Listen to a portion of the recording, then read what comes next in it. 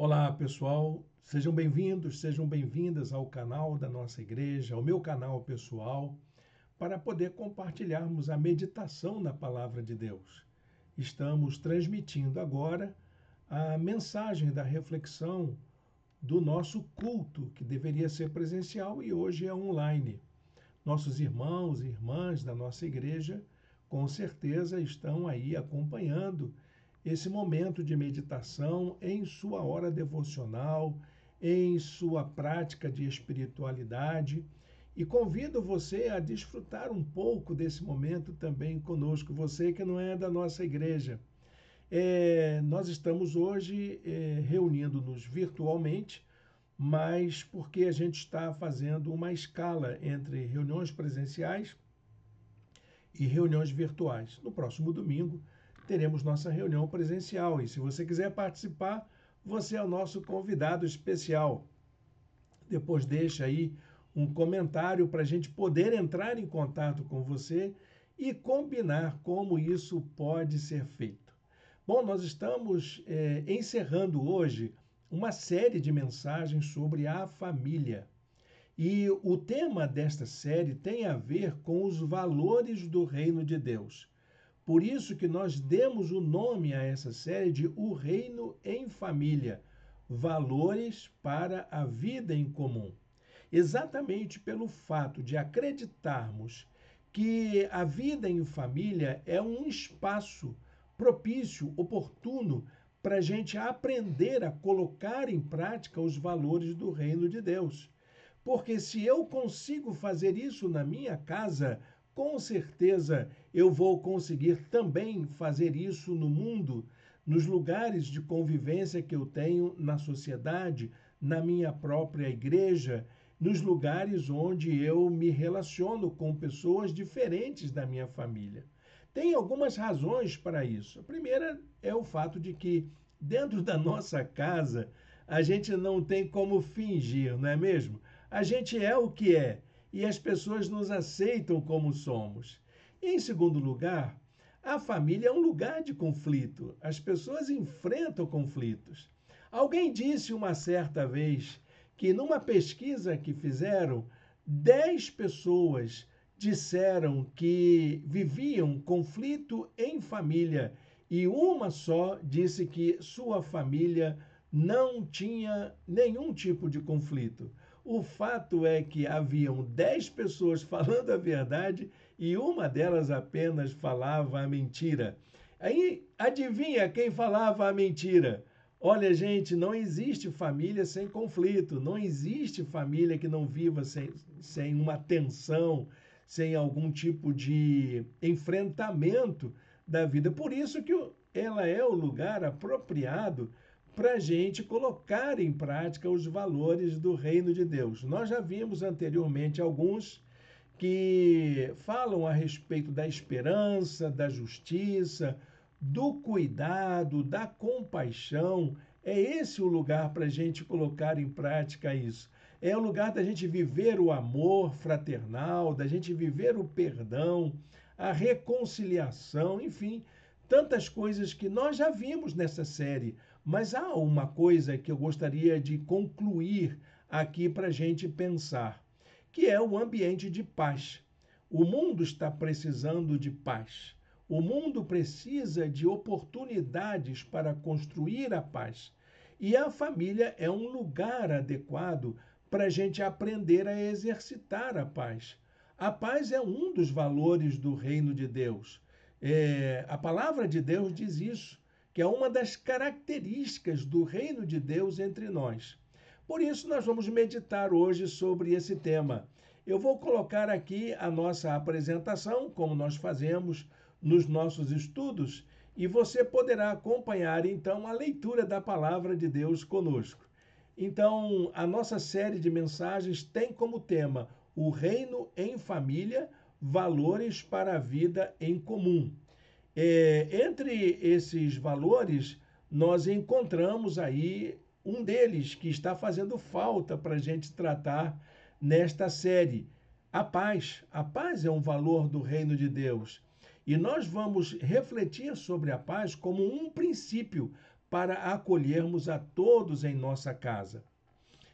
O texto que eu escolhi para meditarmos na palavra de Deus e para servir de base para essa meditação encontra-se no Evangelho de João, capítulo 14, verso 27.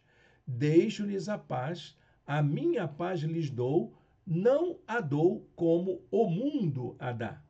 Embora o mundo precise de paz, Jesus já sabia de antemão que a paz de Jesus não corresponde a essa paz que o mundo está construindo.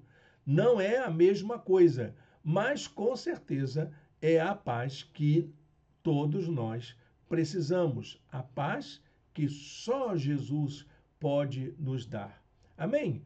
Deus abençoe a leitura da sua santa palavra nesta hora.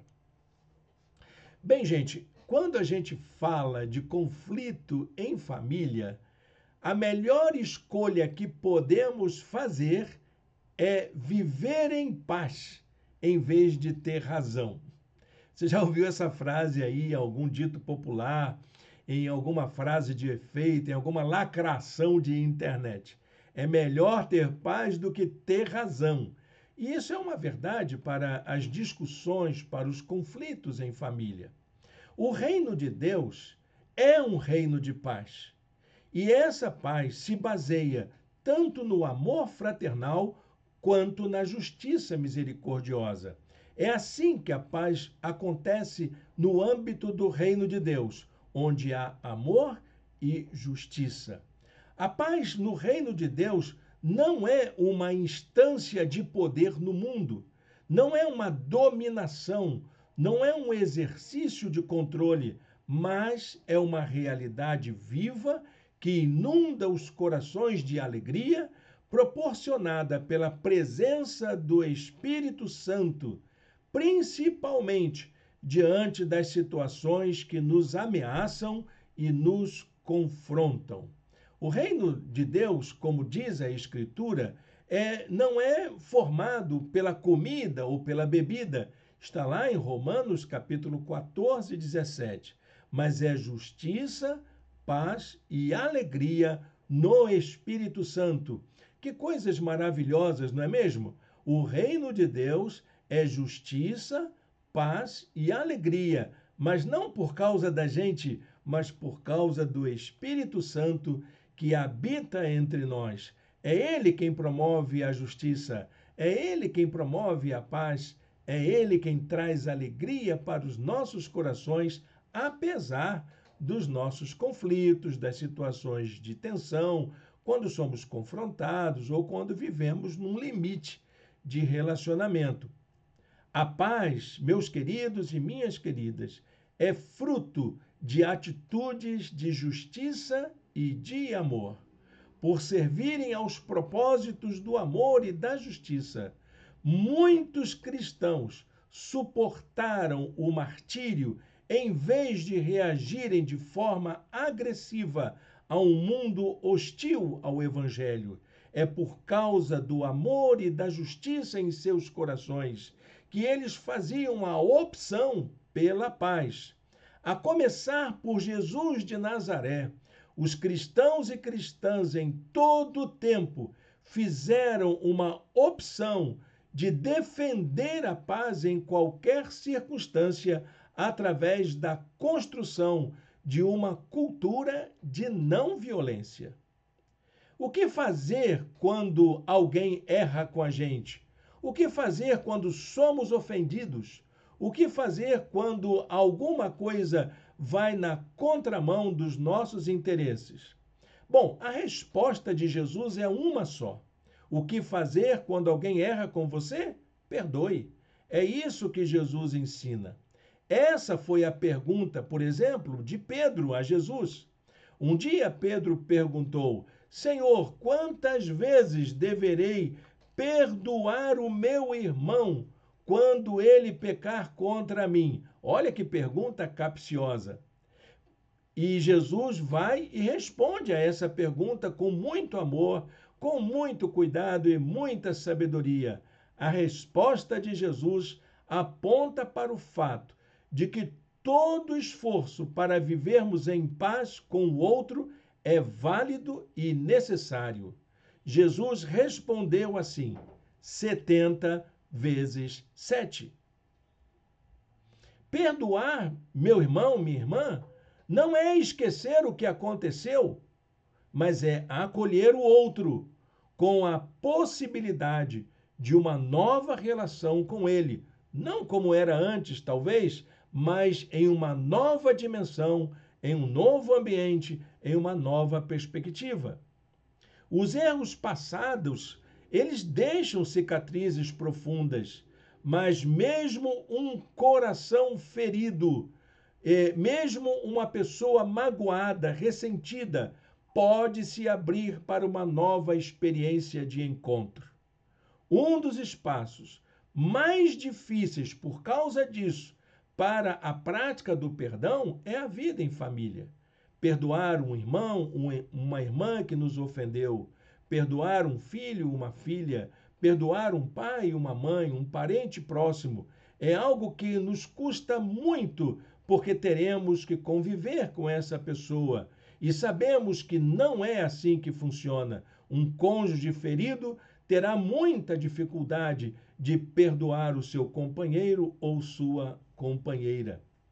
Esse é um dos espaços mais difíceis, porque ele é formado por essas feridas que são provocadas pela traição, pela quebra de confiança, pelo abuso, pela violência doméstica. Como corrigir esses problemas? Em muitos casos, a convivência pode se tornar impossível, porém, é preciso estar aberto a uma compreensão de que os vínculos familiares não se alteram. Seu pai não vai deixar de ser seu pai. Sua mãe não vai deixar de ser sua mãe. Seu irmão não vai deixar de ser sua irmã. E, enfim, o seu parente não vai deixar de ser seu parente. E olha, meu querido, minha querida, o seu cônjuge pode ser até chamado de ex-cônjuge, mas sempre será alguém ligado a você, principalmente se houver descendência entre vocês. É preciso estar aberto à compreensão de que os vínculos familiares não vão se alterar, mesmo quando as rupturas acontecerem. Jesus ensinou a olharmos para a família como um lugar de paz. Ele disse que algo deve acontecer quando a gente vai na casa de alguém e entende que aquele lugar onde nós entramos é um lugar onde a paz deve reinar. Ele compreendeu que, primeiramente, as pessoas precisam desejar experimentar essa paz na sua casa, não porque ela vem de fora para dentro, mas porque ela nasce no coração da gente. É uma paz que nós precisamos experimentar a partir de nós mesmos. Ele disse lá em Lucas capítulo 10, versos 5 e 6, quando entrarem em uma casa, digam primeiro, paz a esta casa. Se houver ali um homem de paz, a paz de vocês repousará sobre ele. Caso contrário, ela voltará para vocês. Para que haja paz na casa, meu irmão, minha irmã, é preciso que alguém queira ter essa paz em sua própria casa. No âmbito do reino de Deus, o caminho para a paz passa pelo perdão. Não temos dúvida quanto a isso. Porém, o perdão por si só não é a garantia para que se experimente a paz. Não basta você dizer eu perdoo, principalmente quando a gente lida com relacionamentos familiares. Para se promover a paz em família, é preciso ir além do perdão. Algo que pode anteceder ao perdão e que pode também ser consequência de um ambiente perdoador e acolhedor. Queria apresentar aqui para vocês 3 princípios para que a gente possa promover a paz na nossa casa. Esses princípios que vão para além do perdão, que ultrapassam a linha divisória daquilo que é perdoável e do que não é perdoável. Vamos ver quais são esses 3 princípios. O primeiro princípio é a busca da reconciliação. É preciso que a gente busque a reconciliação, mesmo que a responsabilidade pela ruptura não seja minha. A reconciliação é parte do enfrentamento simbólico das situações de conflitos vividos em família. Só saberemos se houve perdão de fato, se for buscada uma nova forma de convivência entre as pessoas envolvidas. Perdoar não quer dizer que tudo voltará como era antes, mas que existe uma nova disposição para se restaurar aquilo que se perdeu. Na reconciliação, a ação principal é o acolhimento do outro, apesar das diferenças, apesar dos erros, apesar das fraquezas. Mateus capítulo 5, de 23 a 24, Jesus ensina assim: portanto, se você estiver apresentando sua oferta diante do altar e ali se lembrar de que seu irmão tem algo contra você, deixe sua oferta ali diante do altar e vá primeiro reconciliar-se com seu irmão. Isso é algo que a gente precisa aprender na nossa vida diária. Nós precisamos colocar isso em prática. A segunda recomendação que eu gostaria de dar, a segunda ação, a prática que eu gostaria de sugerir, é a questão da tolerância. A prática da tolerância deve acontecer, mesmo que você saiba que está cheio de razão. Mesmo que você saiba que é o outro que está errado, você precisa aprender a exercitar a tolerância. O princípio básico da tolerância é o respeito ao outro. Não significa ser indiferente ao erro. Não significa ser condescendente com o mal. Tolerar é compreender o outro como pessoa, dotado de liberdade, de direitos, de dignidade como ser humano.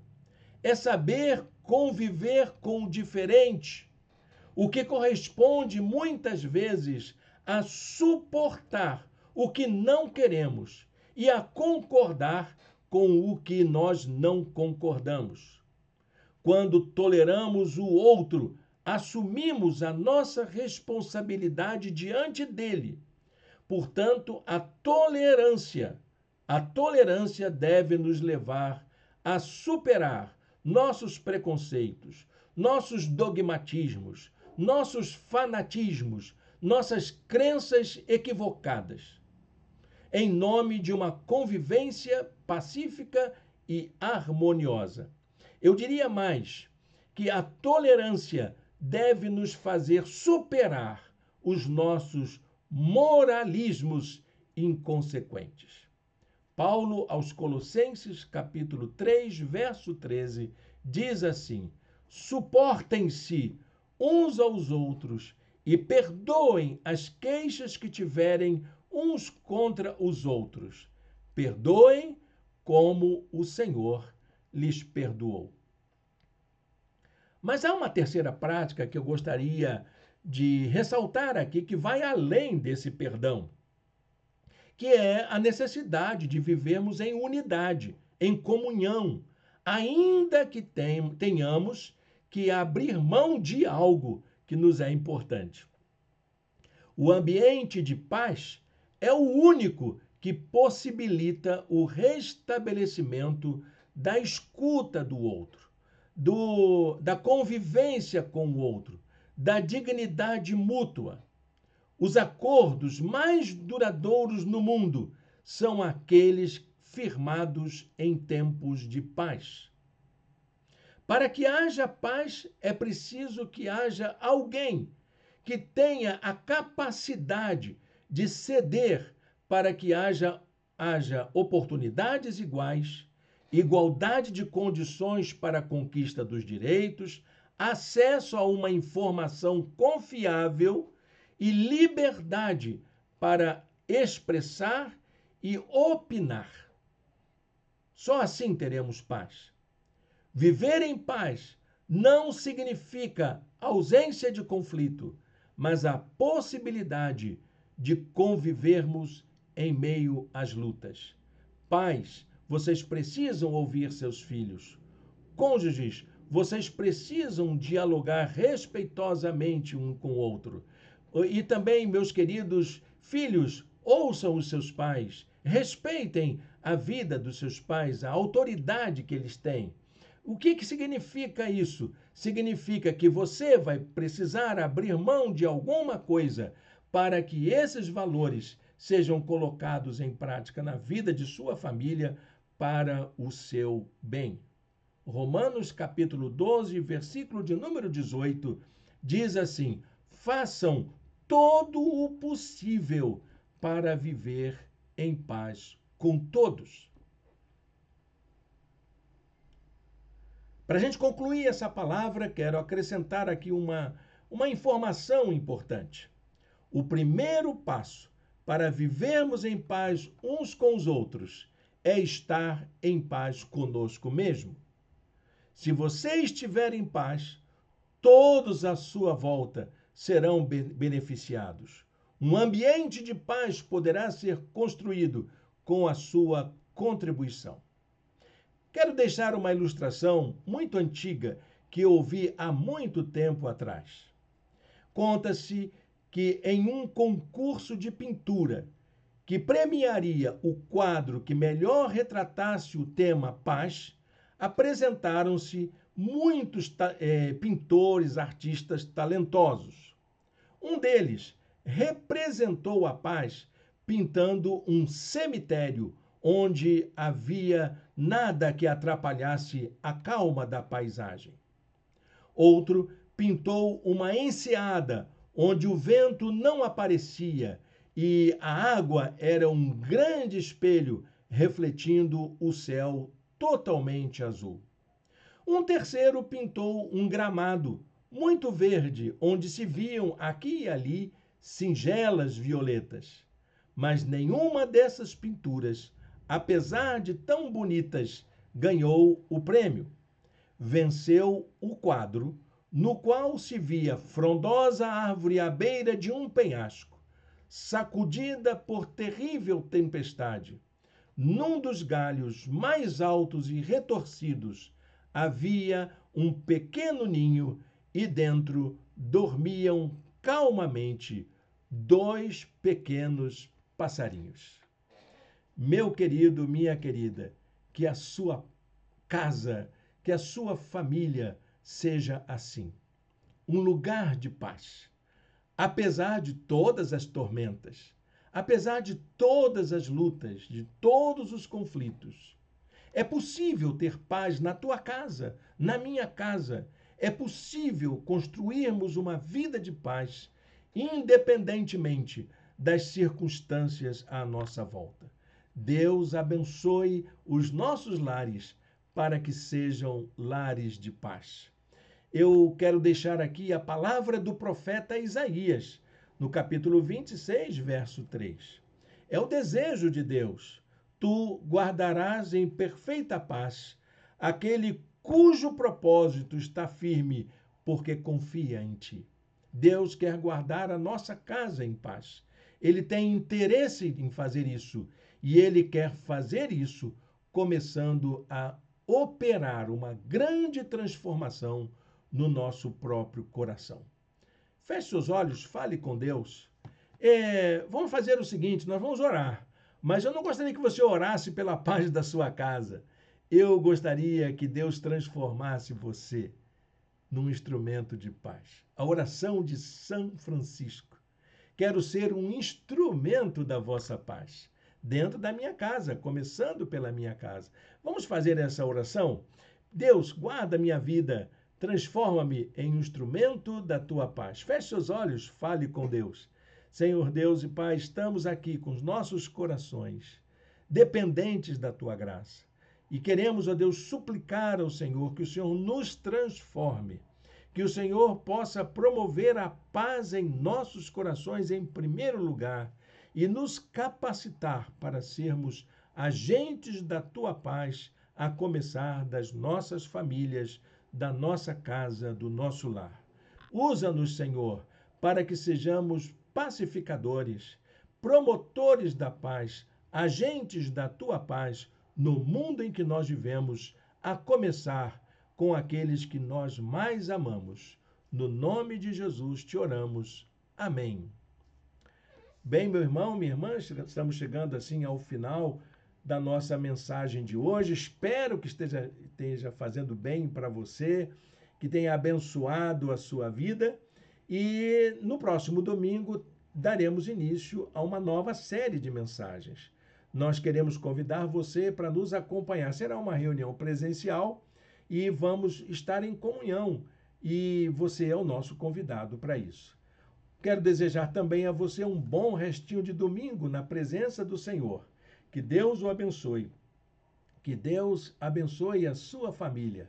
Vou dizer para você a frase que Davi mandou dizer para Nabal: paz tenhas, e que a tua casa tenha paz, e tudo o que tens tenha paz. Amém? Um grande abraço a todos e todas.